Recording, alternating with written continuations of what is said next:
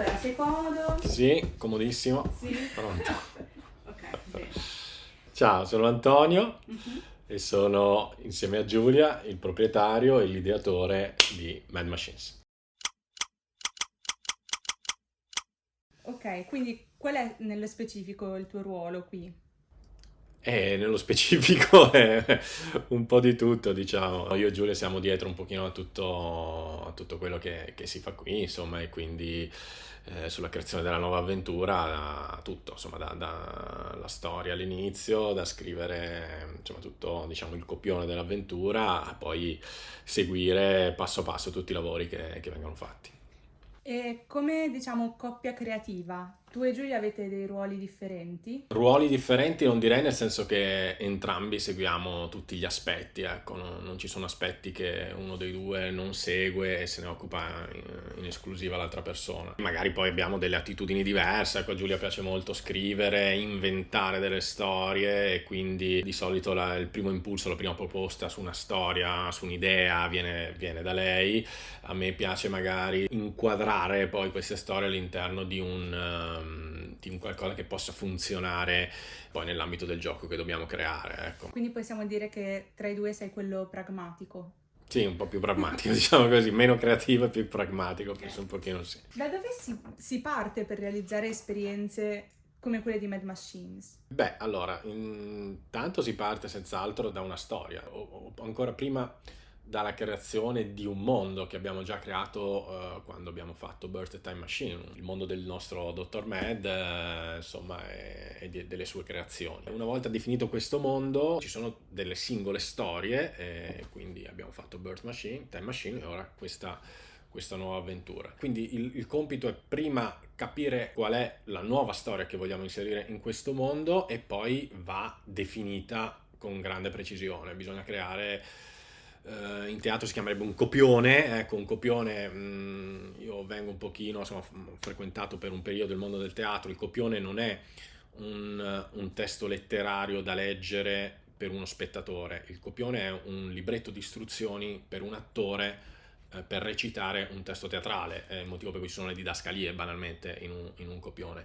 Ecco, quello che facciamo noi è una partitura che dall'inizio alla fine dell'avventura segua minuto per minuto, secondo per secondo, tutto quello che accadrà ai giocatori e va deciso sulla base della reazione prevista che noi prevediamo da parte dei giocatori. Ed è la cosa più difficile perché ovviamente i giocatori non hanno tutti la stessa reazione, essendo persone diverse e come ovvio ognuno ha la sua, e per cui bisogna cercare di far sì che questa partitura un pochino si adatti anche alle diverse reazioni dei giocatori, ecco, che non sia troppo statica, troppo fissa, sempre uguale, perché le persone non sono tutte uguali, ecco, banalmente. Parliamo della nuova avventura. Sì. Rispetto al passato state introducendo diverse innovazioni. Cosa dobbiamo aspettarci?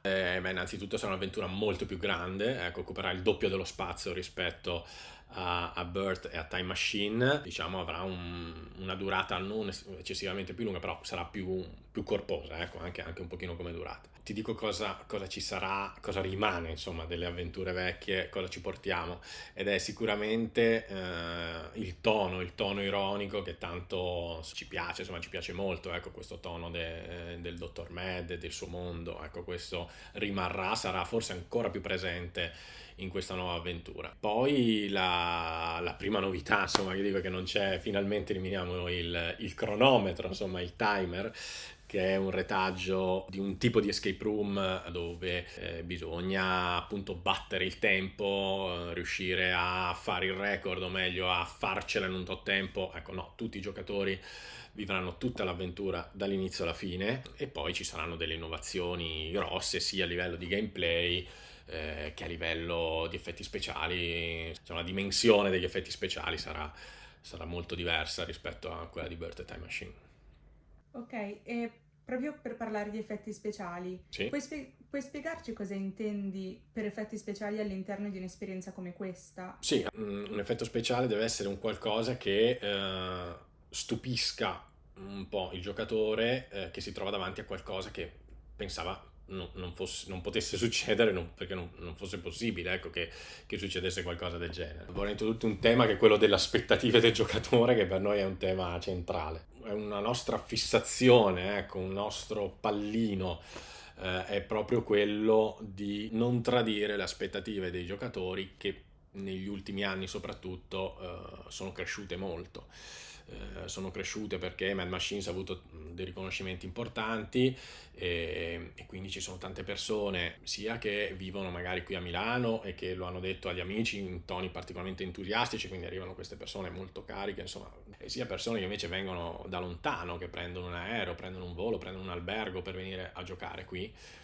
E quindi questa cosa che da una parte ci fa immenso piacere e dall'altra ci porta anche un forte stress, diciamo, ci carica di responsabilità, ecco, insomma. Perché dico questo? Perché gli effetti speciali, come ti dicevano, devono essere qualcosa che stupisce no, il giocatore, e il giocatore oggi è sempre più difficile da stupire, perché il mondo dell'escape room, che è un mondo nato da non moltissimo tempo, e come tutte le cose che sono nate da poco crescono molto in fretta, molto velocemente, per cui ciò che è bellissimo oggi domani diventa già vecchio o già visto. E quindi con questa nuova avventura abbiamo cercato di immaginare qualcosa sia che fosse appunto di una scala più grande rispetto a quello che avevamo fatto a livello di effetti speciali, ed anche che potesse essere inedito. Ecco, pensiamo di aver avuto un paio di soluzioni, un paio di idee che noi non abbiamo mai visto, ecco, in questo settore. Saranno effetti che io penso potranno stupire, insomma, chi gioca, insomma, siamo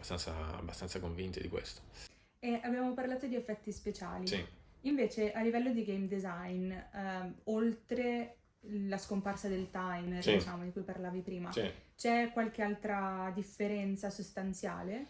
Sì, allora la prima cosa è che abbiamo voluto dare un ritmo più alto all'avventura. Ecco, ci siamo resi conto, guardando tante partite di tante avventure di Birth Time Machine e giocando anche tanto noi un po' in giro per l'Europa, che è molto importante che non ci siano momenti di down all'interno del gruppo, cioè momenti in cui magari ti blocchi per tanto tempo perché magari c'è un oggetto che ti serve che non lo trovi perché è nascosto bene. Le avventure devono avere ovviamente devono rappresentare una sfida per il giocatore, perché altrimenti se fosse tutto così ovvio e semplicissimo diventerebbe banale. Però non deve essere una sfida che ti blocca, ecco. Abbiamo usato quindi delle strategie, ecco, per cercare di evitare che questo succeda, e abbiamo inserito soprattutto un numero di giochi molto, molto maggiore rispetto a Birth Time Machine. Questo perché? Perché l'esperienza, l'avventura deve avere una durata,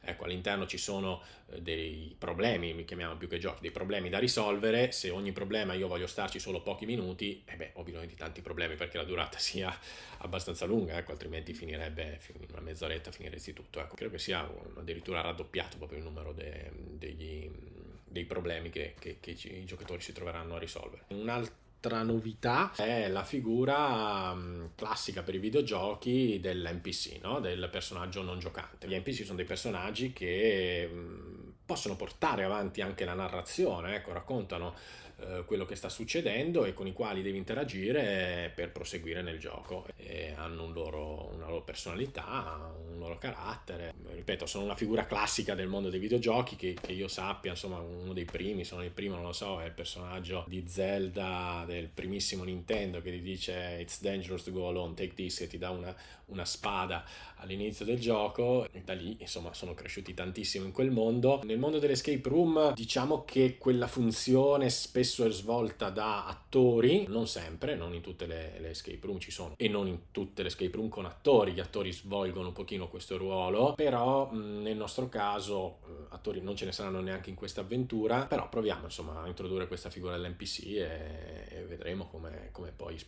pubblico, insomma i giocatori reagiranno. Non puoi dirci chi sarà l'NPC? Cioè, No. No, qualche anticipazione? No, ci saranno diversi personaggi, diciamo, diversi, non troppo diversi, ma insomma basta, non dico nient'altro. Parliamo un po' di cosa significa realizzare un'esperienza come questa. Quindi ti chiedo, quali sono le maggiori difficoltà che si incontrano durante la realizzazione, diciamo, pratica?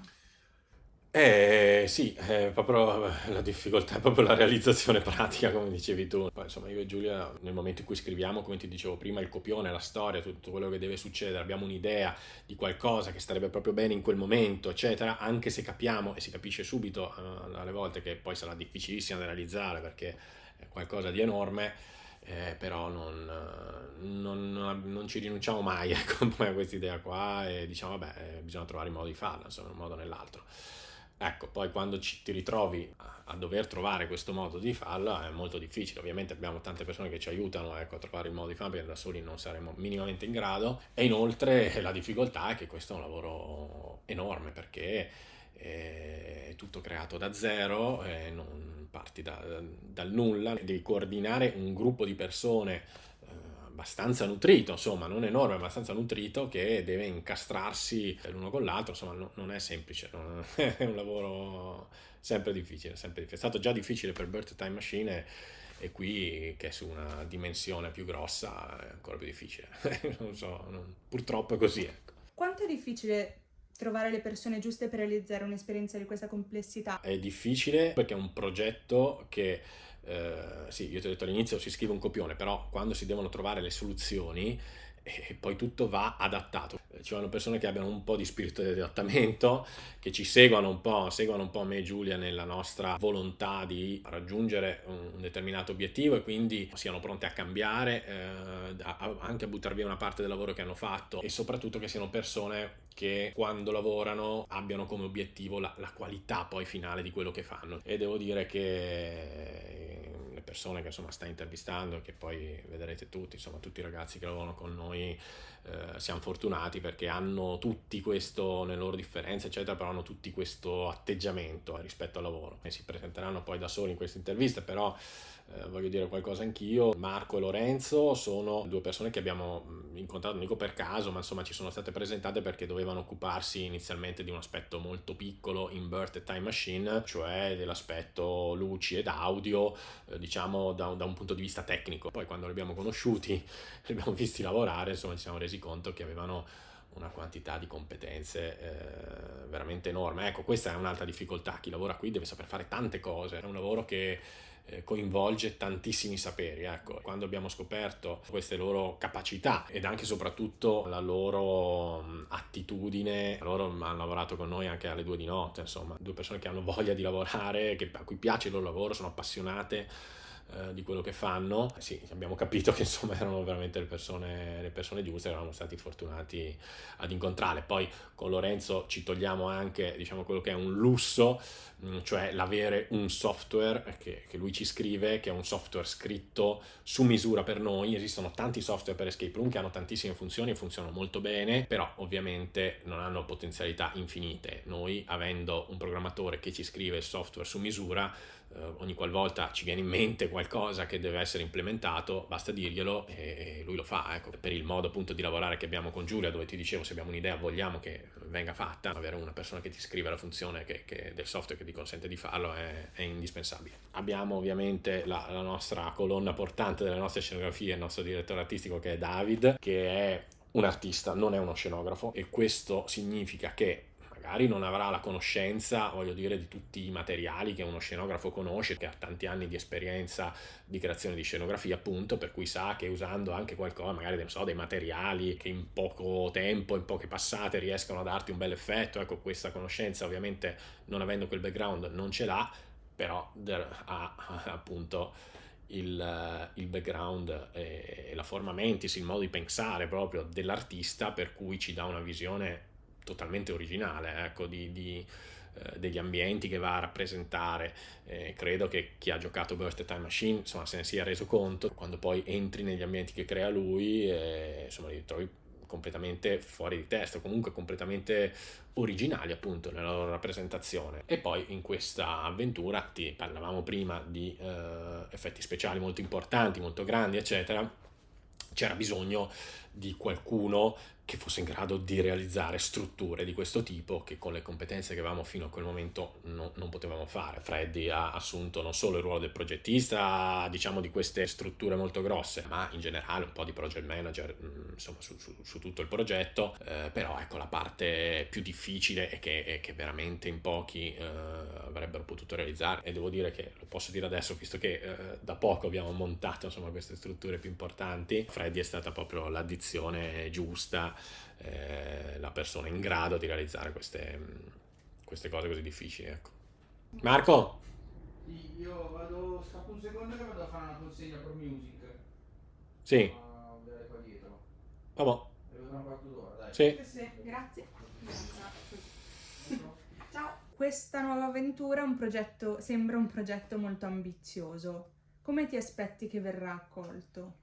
Come verrà accolto è la cosa più importante, insomma, è il motivo per cui abbiamo dedicato oramai, direi, un po' di anni, insomma, della nostra vita a questo progetto, non solo a questa nuova avventura, ma a tutto il progetto di Mad Machines, ecco, come il pubblico, proprio perché il pubblico lo possa accogliere positivamente. Io sono ottimista, insomma, sono ottimista abbastanza per natura, quindi penso che verrà accolto bene. Penso soprattutto che un escape room possa adattarsi qualora ci sia qualcosa che non funzioni, cioè nel momento in cui faremo dei test troveremo senz'altro molte cose che funzionano poco o meno di quanto ci saremmo aspettati diversamente, e dovremo cambiare qualcosa. Ecco, questo lo sappiamo già, lo abbiamo fatto già in passato e lo faremo sempre in futuro. Ho visto anche dall'esperienza che cambiando anche piccoli dettagli però fanno una grossa differenza per i giocatori. Qualcosa che non funzionava proprio, che non andava bene,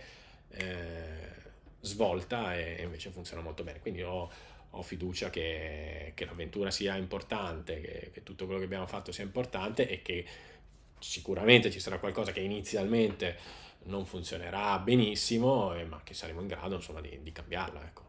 E invece adesso ti faccio una domanda che probabilmente dovrei fare al dottor Med, ma dato che non era disponibile la farò a te. Come si fa a rendere possibile l'impossibile? Non bisogna porsi dei limiti. Quando ti viene in mente un'idea che sembra appunto impossibile, non devi pensare ok, no, ma questo è troppo difficile, non la faccio, no? Ti viene che il primo istinto magari è quello lì, dice sì, ho capito, come faccio a fare sta roba qua, no? Non posso. E invece poi puoi, al giorno d'oggi puoi fare tutto, c'è la tecnologia per fare tutto, ovviamente qualche volta con enormi difficoltà, ecco, però tutto è fattibile, e quindi per rendere possibile ciò che ti sembrava impossibile devi non considerarlo impossibile, devi considerarlo difficile, ecco. Va bene.